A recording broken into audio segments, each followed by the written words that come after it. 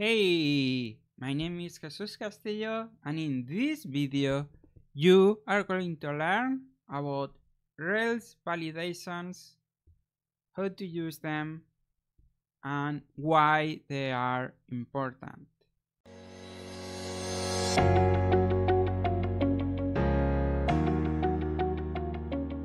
So what are Rails validations?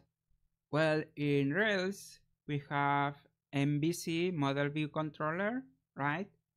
And the model is how we connect with the database, basically how we match our users or articles or whatever things you have in your application with the database.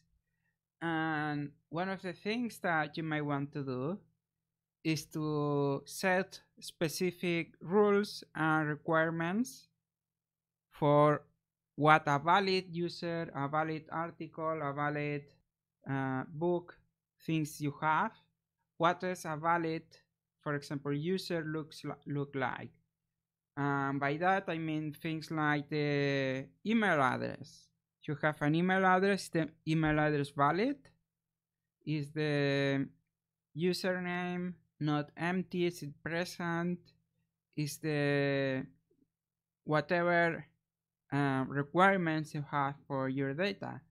And it's important because it will allow you to make sure your data is consistent, and if the user didn't enter valid data according to your validation rules, then you can show some error message so the user can correct that and send you the right format for the data, right?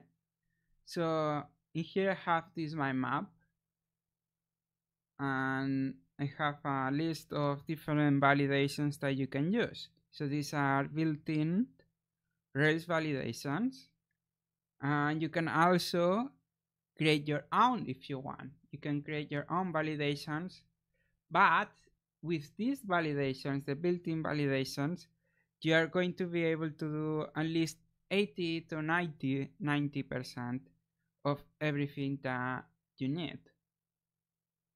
Okay, so what I want to do right now is to go to this new Rails application, and we're going to create a migration and a model so we can see these different validations in action. Okay, so let's do that. I'm going to generate a migration. Let's take a look at it. It looks okay. Let's migrate, break, give it migrate. There we go. And now I should be able to create a model. Let's call it article. This is going to be class article application record. Okay, so nothing special right here. I'm just creating an empty model. And right now there is no validations, but we can add one.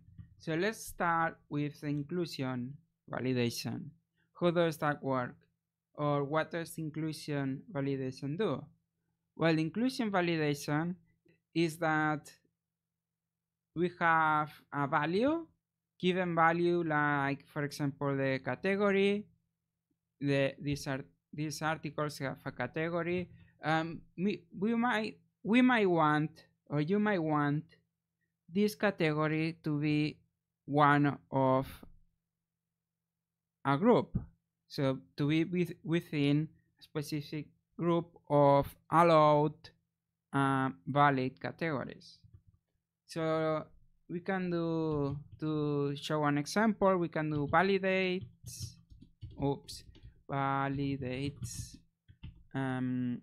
category, then comma, don't forget this comma or you will get a syntax error, and then we say inclusion, and in here we have a hash, and inside the hash we say in whatever group of things. So this is an array. An array can be an array of strings can be made like this with the %w. And then I'm going to say the valid categories are Ruby and programming. Okay, so that's the validation. We say validates, then category, so this is a symbol and it represents the name of the column or the attribute that we want to validate, and this is the actual validation that we want to apply. In this case, we want to make sure that the category is included in this list. So the category can only be either Ruby or programming, and according to this, everything else is not a valid category for this specific article and this specific Rails application. So now if I save this and I open Rails console, so we'll be able to get access to articles. Probably not, because I need to rename. So models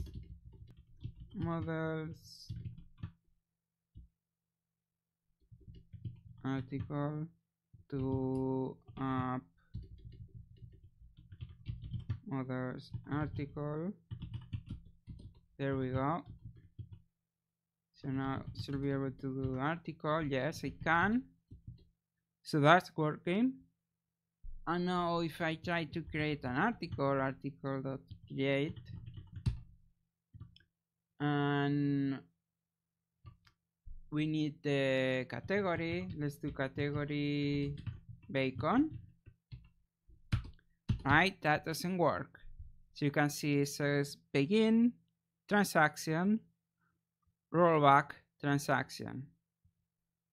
So basically what that means is that the article didn't get created because it doesn't match our roles. It doesn't match our validation roles, which is that the category must be included in the array that we specified, right? So it must be, the category has to be either Ruby or programming in this case.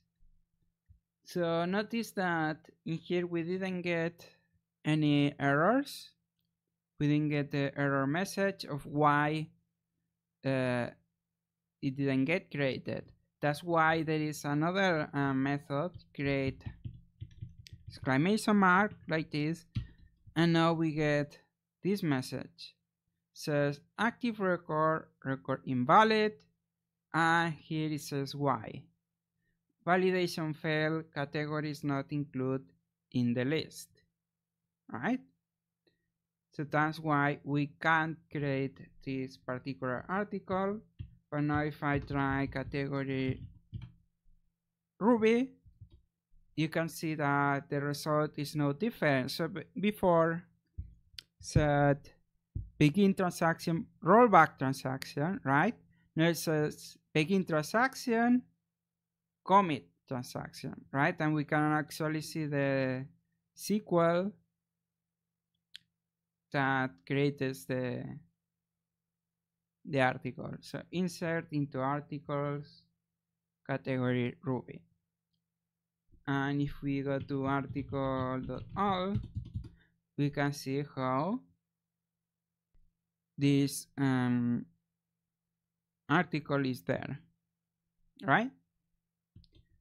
So that's, if I exit here and open my file, so that's the validation. As you can see, it's working, and this Rails console is very helpful when you want to test things like that. You want to quickly verify that you wrote this correctly and that it's working. Well, that's what Rails console is useful for. No exclusion. The next validation, it works the same. only thing that instead of inclusion, you say exclusion, right? It's the same thing, but the effect is the opposed effect. So in here, this validation will allow any category that's not in this list, right? So it's the opposite effect. So this can be if you have, for example, a list of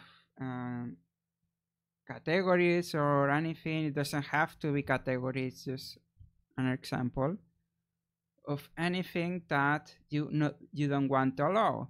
Like maybe it is the username and you have a specific list of reserved or special usernames that you don't want people to be able to create or to use, like admin or moderator, things like that, right? So that's inclusion and exclusion, and that's the syntax. So let's take a look at the next one. This the format validation. This one is very interesting because it allows you to use a regular expression. So regular expressions are for matching patterns, for defining a specific pattern. And if you want to learn more, because it's a whole topic, there are whole books just about regular expressions, right? But I have articles, I have videos where you can learn more about regular expressions. But in here, we're just going to do a quick example of how this works. The specific validation can be used to validate an email address, for example. But we don't have email address in this particular model. So let's do something different. Let's do validate title, format with. So before it was inclusion in, now it's format with. And with what? Well, in here we put the regular expression, and we can say, for example, it starts with an uppercase letter or character. And to say that, we do that. Okay, so now I'm going to save, go back to Rails console, and let's try this out. So let's do article, great. And now title, ABC. Oh, that's interesting. Oh yes, we need to make a change.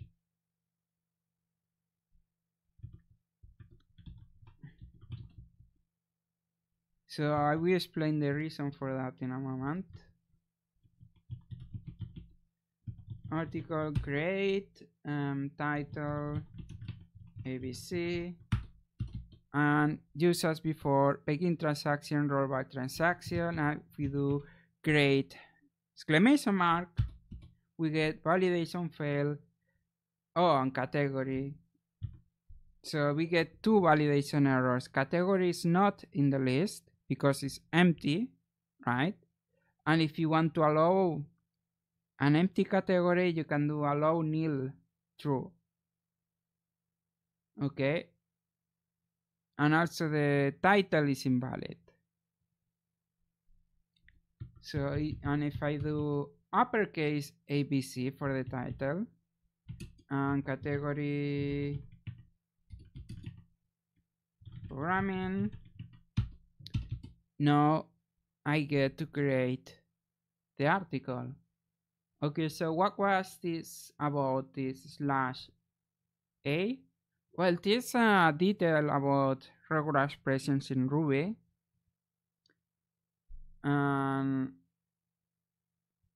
As I understand how this works is that this only matches the start of a string, right? But if you have the little hat symbol like this will match the start of a line, I believe. I know there is a difference between one matches the start of a string and another starts the match of a line. And there is a difference because inside the string you can have new lines. So you can have like a/n, that's the new line character, PPP, right? And start of the string means here. Start of a line means either here or here. So these are different, right? So that's why we have different characters for that. So that's the explanation for that thing. Now the validation, if we take another look at that, is validates is the same format, right? Validates the symbol that represents our attribute or database column, in this case title, and then format with and the regular expression. And it is very flexible because you can tell exactly if you have the right regular expression. There is one for email address that you can easily find in Google, and you can define exactly how the format should be for that. Now, another thing you can do is you can change the message that shows as an error. So before, right now it says title is not valid format or something like that, or title is invalid. Well, we can say message title should start with a uppercase letter, and note that message is going to be more helpful for the user, right? That more than title is invalid or invalid format, something like that. We can, yes, it's that title is invalid, but if I go into Rails console again and I do article create title ABC, to see the message we need that. No, it says title to create with an uppercase letter. So you don't need to say the name of the attribute, as you can see, because we got it double. But you can say the message should start with an uppercase letter is more helpful than title is invalid, right? And you always want helpful error message for your users. So now we can remove the title part because Rails already does that for you. As you can see, these validations can be very helpful, not only for you to make sure that your data is consistent and follows specific rules and formats, but also for the user to understand what they need to do, what they need to change to make their input valid, their form valid, what they're writing on your website valid, right? Now we have a few more validations. For example, this for length. So we could say that we want the title, validate title, to have a minimum length or a maximum length. So we can say length, and here we have different options. So this is the first one of the validations that we're looking at that has different options. The options are minimum, maximum, in, which takes a range, and is, so exactly that length. So let me show you an example. We can say minimum 20 and maximum 200, for example. And that works, but you can also say length in 20 200, and that's the same thing but shorter. 200, right? So let's try this out in the Rails console, and let's try this same thing. And now it says title is too short, minimum is 20 characters, right? I have highlighted that right there.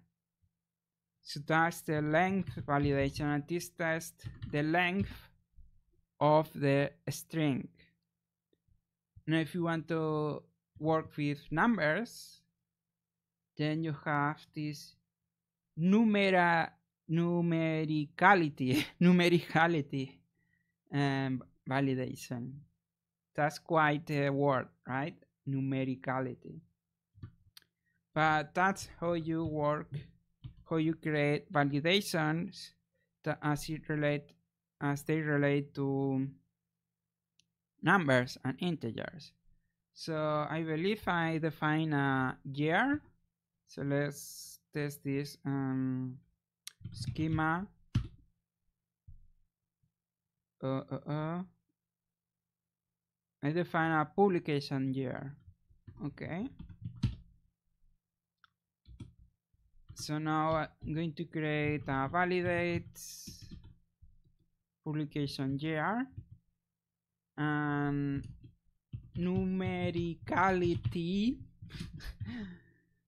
And this also has different options, and the options are greater than, less than, equal to, odd, even, and there is also greater or equal than, and less or equal than. So that's a lot of options for numericality. I just find it funny to say numericality. It sounds funny. So let's try how about equal to or greater than 2018. How about that? So let's try this. Again, Rails console, and RC is just an alias I have for Rails console. Okay, so this is the same as Rails console, like that. I just have an alias, so I have to type less. Okay. If you want for me to show you how to create aliases for your terminal, type in the comments and I can make a video about that. So let's go back to testing our numericality validation. So we had article, what is it, year of publication, I believe, publication year. Very good. Publication year, great. Hold on, very good. Let's do 2018. So we said greater than 2018. So it says publication year must be greater. Publication year must be greater than 2018. So that's a pretty good error message. Very specific, very clear what's happening, right?